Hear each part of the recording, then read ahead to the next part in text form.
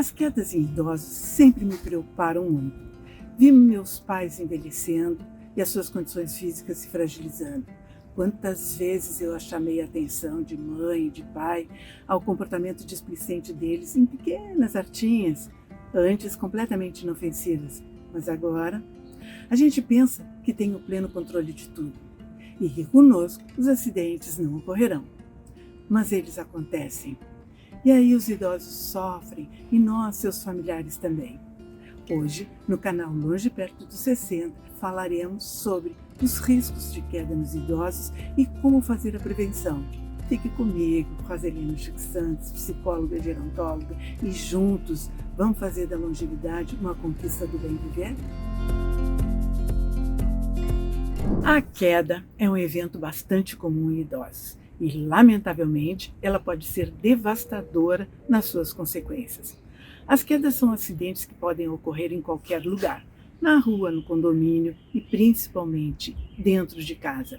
E aí prejudica a capacidade funcional da pessoa, interferindo na sua autonomia e independência, inclusive exigindo cuidados e auxílio para as atividades de rotina dentro de casa, por um período de tempo ou pelo resto da vida. As quedas representam uma das principais preocupações da geriatria, segundo o Dr. Ivan de Oliveira, da Beneficência Portuguesa de São Paulo, e ela traz grande risco de lesões e afeta a qualidade de vida do idoso. A atividade física, pequenas mudanças no ambiente doméstico e bons hábitos, inclusive alimentares, podem fazer a diferença na prevenção das quedas. Nós falaremos um pouco desses três aspectos. Primeiramente, vamos identificar os fatores de risco que mais se associam às quedas, que são a idade avançada, normalmente pessoas com 80 ou mais idade, o sexo feminino é predominante, a história prévia da pessoa, se há muitas quedas, o dano cognitivo, doenças como Parkinson, o uso de medicamentos sedativos, hipnóticos, ansiolíticos ou uma variedade deles, a baixa aptidão física, que isso é extremamente importante, fraqueza muscular de membros inferiores, equilíbrio diminuído e a marcha com passos curtos. Vou selecionar os 4 últimos aspectos citados para frisar a importância de se investir na manutenção ou até principalmente no aumento da massa muscular através da atividade física diante do envelhecimento, pois ela será de extrema valia na prevenção das quedas. Mais uma vez, eu falo na atividade física. A perda de massa muscular pode estar associada à sarcopenia, uma doença reconhecida pela Organização Mundial de Saúde muito recentemente, em 2016. Ela é uma condição definida pela perda de massa e de função do músculo esquelético, com redução, naturalmente, da força muscular. A sarcopenia, ela está fortemente ligada ao envelhecimento, mas ela decorre de forma secundária ao envelhecimento. E o mais importante, ela pode ser evitada, gente. Vamos entendê-lo? O decréscimo da massa muscular inicia-se fisiologicamente por volta dos 40 anos e ocorre principalmente, vejam lá, em pessoas sedentárias. E é com o passar do tempo que a sarcopenia pode se instalar, apresentando um comprometimento da força muscular como o fator principal deste quadro, mas como consequência surgem as quedas, a fraqueza e a lentidão da marcha. A prática regular de exercícios físicos, principalmente as atividades de resistência, como a musculação, associada a uma alimentação balanceada, com a ingestão de calorias e proteínas adequadas às necessidades dos idosos, vão representar os pilares para a prevenção desta doença e, por extensão, para a prevenção das quedas.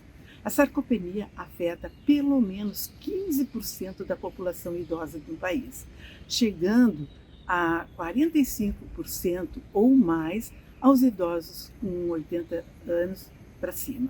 As quedas podem ter causas de caráter interno, processos fisiológicos ou patológicos do idoso, ou externos, fatores ambientais. Em relação aos fatores ambientais, nós dependemos de políticas públicas para contar com acessibilidade e boas condições de mobilidade nas nossas cidades, mas também de uma atenção muito especial aos nossos espaços domésticos. Foi aqui que que meus pais caíram dentro de casa e durante a noite, quando eles, sonolentos, precisaram ir ao banheiro. Fatores relacionados aos idosos: diminuição da força muscular, osteoporose, anormalidades para caminhar, arritmia cardíaca, alteração da pressão arterial, depressão, senilidade, artrose, fragilidade de quadril ou alterações do equilíbrio, alterações neurológicas como AVC, Parkinson, esclerose múltipla e Alzheimer, disfunções urinária e da bexiga, uso de determinadas drogas, diminuição da visão, diminuição da audição, deformidades nos pés e os fatores relacionados ao ambiente. Ambientes mal iluminados, casas mal planejadas para os idosos, disposição inadequada de móveis criando obstáculos à locomoção ou inseguros como apoio, como suporte, objetos escorregadios espalhados pela casa, e eu acho que aqui o mais grave são os tapetinhos de cozinha, de banheiro, e que muita gente gosta, os tapetinhos de crochê, e também os ambientes com cores de paredes escuras e também de móveis escuros. E as orientações gerais para prevenir as quedas: fazer exames oftalmológicos e físicos anualmente, fazer a ingestão adequada de cálcio e de vitamina D, banhos de sol diariamente, principalmente nos braços e nas pernas, atividade física, a tão falada atividade física, para o desenvolvimento da agilidade, da força, do equilíbrio, da coordenação e sempre com a atenção ao ganho de força do quadríceps e da mobilidade do tornozelo. Eliminar o que possa provocar escorregões e instalar suportes e corrimões. Usar sapatos firmes nos pés e com sola antiderrapante. Substituir os chinelos velhos e deformados ou os frouxos nos pés por alguma coisa mais segura e firme. Calçar sempre os sapatos sentado em algum lugar seguro.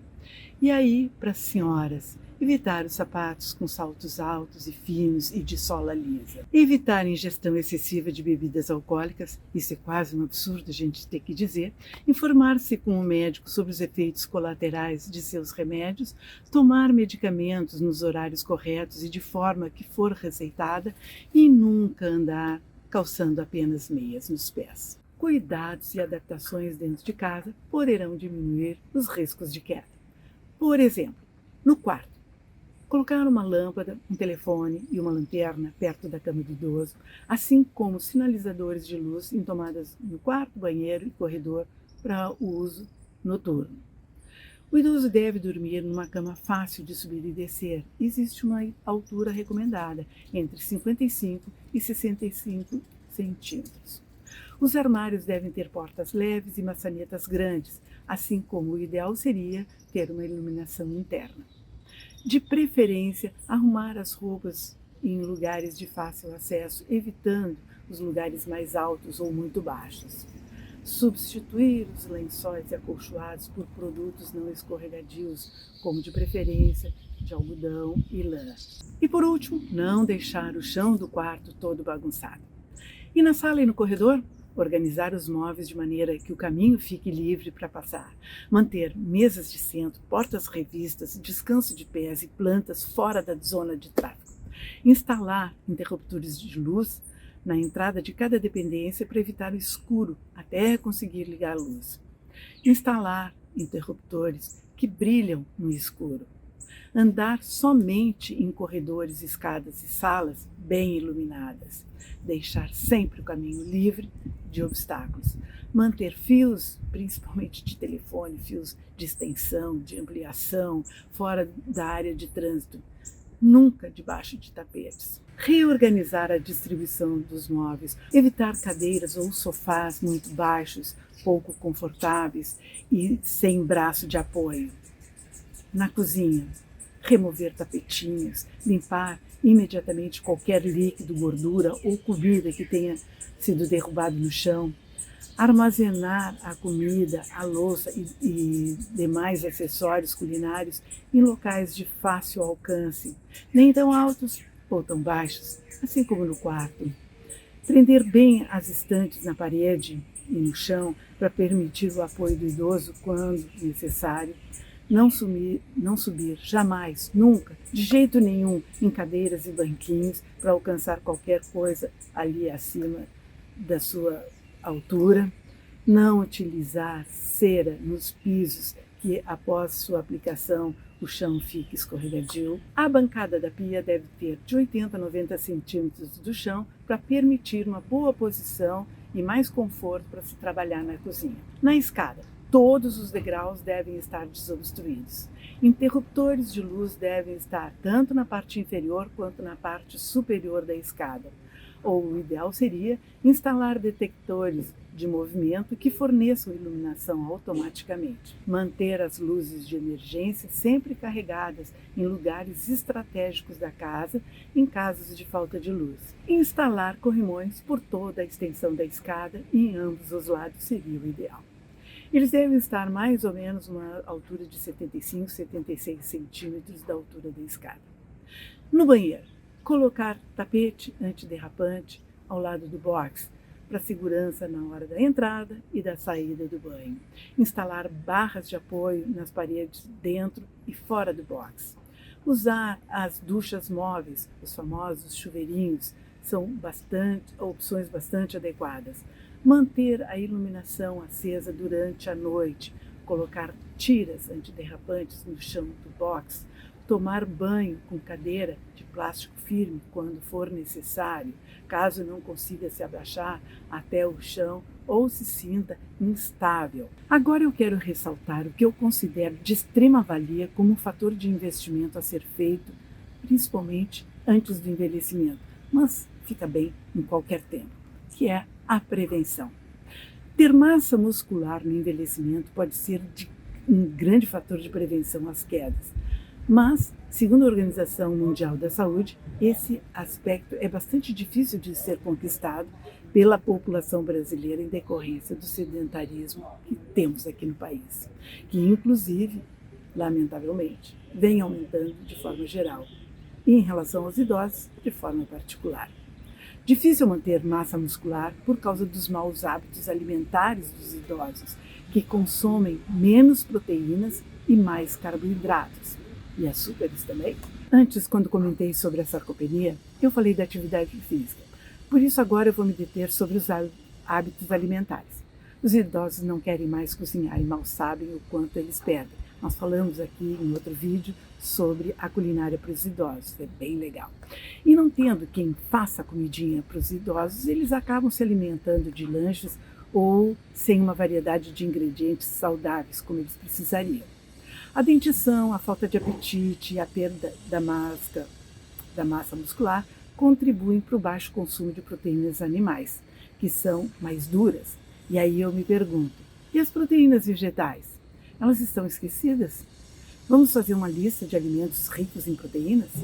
Ovos, leite, carne vermelha, frango tem mais proteína do que a carne vermelha, brócolis, queijo, ora pro nobis, que eu gosto muito, tomo suco verde com ele, grão de bico, quinoa, chia, ervilha, lentilha, aveia, amendoim, e assim vamos lá. E aqui eu concluo, prevenção se faz com a educação.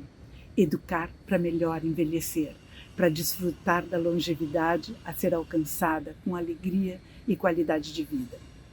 E se o seu idoso cair, mesmo que ele diga que não foi nada, não deixe passar. Preste muita atenção. Um episódio isolado pode ser o início de algo mais sério.